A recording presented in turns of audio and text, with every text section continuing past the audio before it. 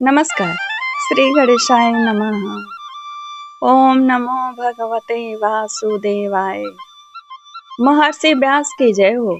माँ भगवती सरस्वती की जय हो। आज मैं श्रीमद् भागवत महापुराण कथा में चतुर्थ स्कंध का अथाष्टमोध्याय का हिंदी में भावार्थ 39वें श्लोक से सुनाऊंगी। भक्त ध्रुव को ब्रह्मर्षि नारद जी क्या उपदेश देंगे, कौन से मंत्र का उपदेश देंगे और किस तरह व्यापक रूप से बताएंगे कि वासुदेव का कैसे ध्यान करना चाहिए और कहाँ भेजेंगे, किस स्थान पर भेजेंगे और कैसे सफल होंगे, किस तरह तपस्या करेंगे ध्रुव। यह सब बातें इस वीडियो के भावार्थ में सुनिए। आइए सुनिए और सुनने से भगवान श्री कृष्ण की, भागवत भगवान की कृपा हम सब पर बनी रहे। चैनल को सब्सक्राइब करें, लाइक कमेंट शेयर करें। श्री मैत्रेय जी कहते हैं, ध्रुव की बात सुनकर भगवान नारद जी बड़े प्रसन्न हुए और उस पर कृपा करके इस प्रकार सदुपदेश देने लगे। श्री नारद जी ने कहा, बेटा तेरी माता सुनीति ने तुझे जो कुछ बताया है वह तेरे लिए परम कल्याण का मार्ग है।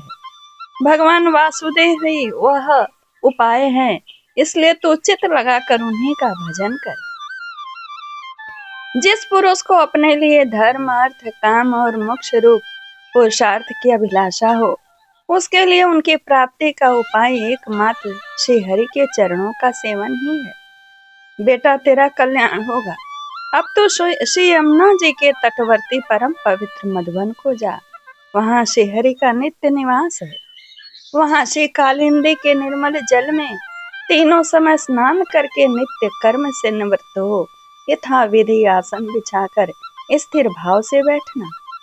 फिर रेचक, पूरक और कुंभक 3 प्रकार के प्राणायाम से धीरे धीरे प्राण, मन और इंद्रिय के दोषों को दूर कर धैर्य युक्त मन से परम गुरु श्री भगवान का इस प्रकार ध्यान करना। अब देखिए, यहाँ पर ब्रह्मर्षि ने व्यापक रूप से भगवान के ध्यान को बताया है। हमारा आपका भी इससे मार्गदर्शन होगा। ध्यान से सुनिए। भगवान के नेत्र और मुख निरंतर प्रसन्न रहते हैं। उन्हें देखने से ऐसा मालूम होता है कि वे प्रसन्नता पूर्वक भक्त को वर देने के लिए उद्यत हैं। उनकी नासिका, भौहें और कपोल बड़े ही सुहावने हैं। वे सभी देवताओं में परम सुंदर हैं। उनकी तरुण अवस्था है। सभी अंग बड़े सुडौल है। लाल लाल ओठ और रत्नारे नेत्र हैं। वे प्रणत जनों को आश्रय देने वाले अपार सुखदायक, शरणागत वत्सल और दया के समुद्र हैं। उनके वक्षः स्थल में श्री वत्स का चिन्ह है। उनका शरीर सजल जलधर के समान श्याम वर्ण है। वे परम पुरुष श्याम सुंदर गले में वनमाला धारण किए हुए हैं और उनकी 4 भुजाओं में शंख, चक्र, गदा एवं पद्म सुशोभित है। उनके अंग प्रत्यंग किरीट, कुंडल, केयूर और कंकण आदि आभूषणों से विभूषित हैं। गला कौस्तुभ मणि की भी शोभा बढ़ा रहा है तथा शरीर में रेशमी पीतांबर है। उनके कटि प्रदेश में कांचन की करधनी और चरणों में स्वर्णमय नुपुर सुशोभित है। भगवान का स्वरूप बड़ा ही दर्शनीय, शांत तथा मन और नयनों को आनंदित करने वाला है। जो लोग प्रभु का मानस पूजन करते हैं, उनके अंतःकरण में वे हृदय कमल की कर्णिका पर अपने नख मणिमंडित मनोहर पदारविंदों को स्थापित करके विराजते हैं। इस प्रकार धारणा करते करते जब चित्त स्थिर हो जाए और एकाग्र हो जाए, तब उन वरदायक प्रभु का मन ही मन इस प्रकार ध्यान करें कि वे मेरी ओर अनुराग भरी दृष्टि से निहारते हुए मंद मंद मुस्कुरा रहे हैं।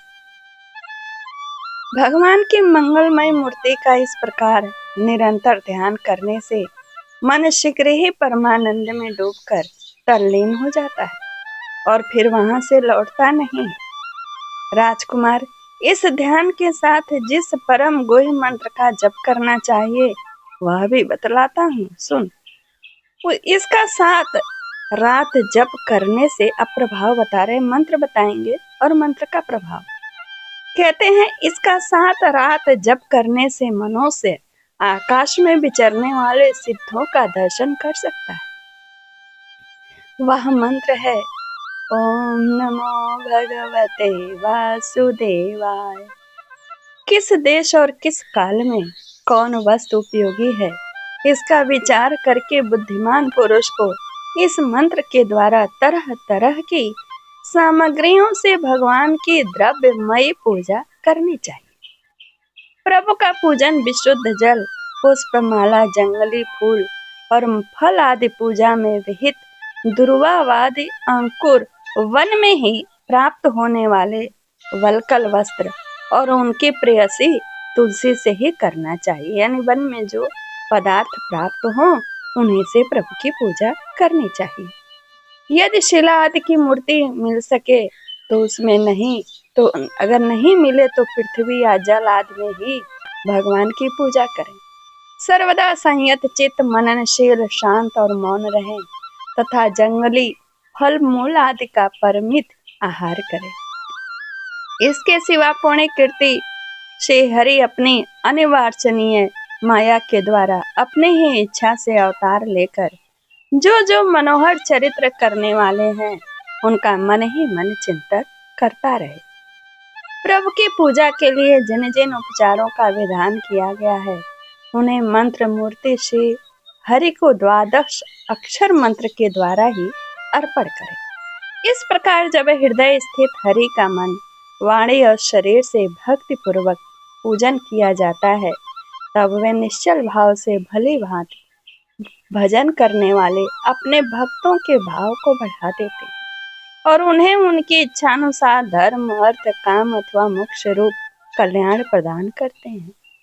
यदि उपासक को इंद्रिय संबंधी भोगों से वैराग्य हो गया हो तो वह मोक्ष प्राप्ति के लिए अत्यंत भक्ति पूर्वक अवच्छिन्न भाव से भगवान का भजन करे। श्री नारद जी से इस प्रकार उपदेश पाकर राजकुमार ध्रुव ने परिक्रमा करके उन्हें प्रणाम किया। तदंतर उन्होंने भगवान के चरण चिन्हों से अंकित परम पवित्र मधुवन की यात्रा की। ध्रुव के तपोवन की ओर चले जाने पर नारद जी महाराज उत्तानपाद के महल में पहुंचे। राजा ने उनके यथायोग्य उपचारों से पूजा की। तब उन्होंने आराम से आसन पर बैठकर राजा से पूछा। श्री नारद जी ने कहा, राजन, तुम्हारा मुख सूखा हुआ है, तुम बड़ी देर से किस सोच विचार में पड़े हो? तुम्हारे धर्म, अर्थ और काम में से किसी में कोई कमी तो नहीं आई?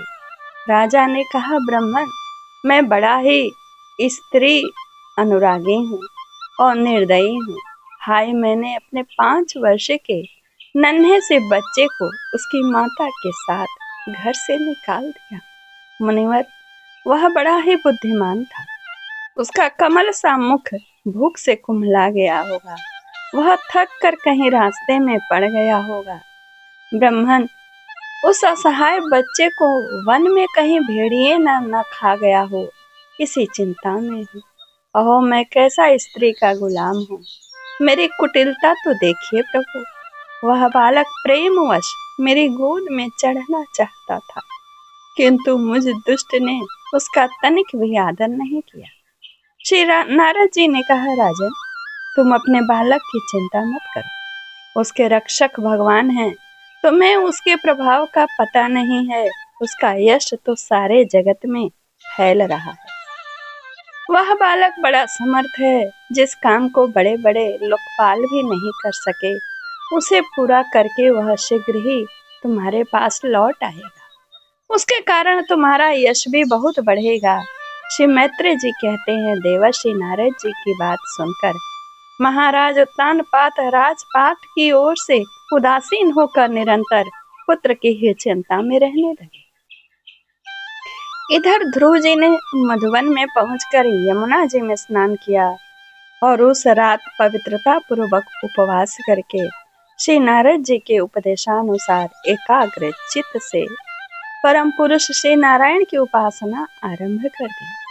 अब बताते हैं कैसे कैसे उन्होंने आराधना की।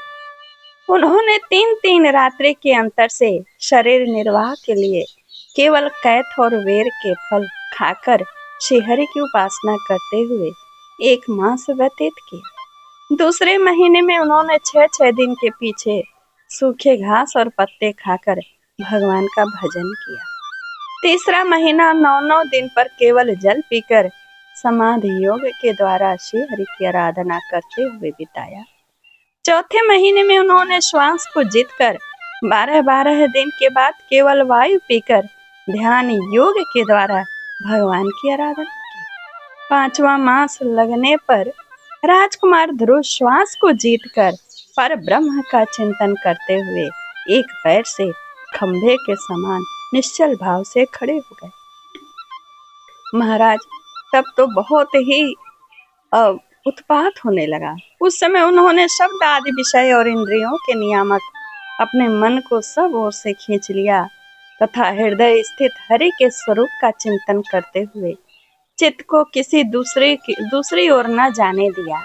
जिस समय उन्होंने महद आदि संपूर्ण तत्वों के आधार तथा प्रकृति और पुरुष के भी अधीश्वर पर ब्रह्म की धारणा की, उस समय उनके तेज को न सह सकने के कारण तीनों लोग कांप उठे।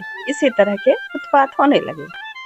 जब राजकुमार ध्रुव एक पैर से खड़े हुए तब उनके अंगूठे से दबकर आधी पृथ्वी इस प्रकार झुक गई जैसे किसी गजराज के चढ़ जाने पर नाव पद पद पर दाईं बाईं और डगमगाने लगती है। ध्रुव जी अपने इंद्रिय द्वारा प्राणों को रोककर अनन्य बुद्धि से विश्वात्मा श्रीहरि का ध्यान करने लगे। इस प्रकार उनकी समष्टि प्राण से अभिन्नता हो जाने के कारण सभी जीवों का श्वास प्रवास रुक गया।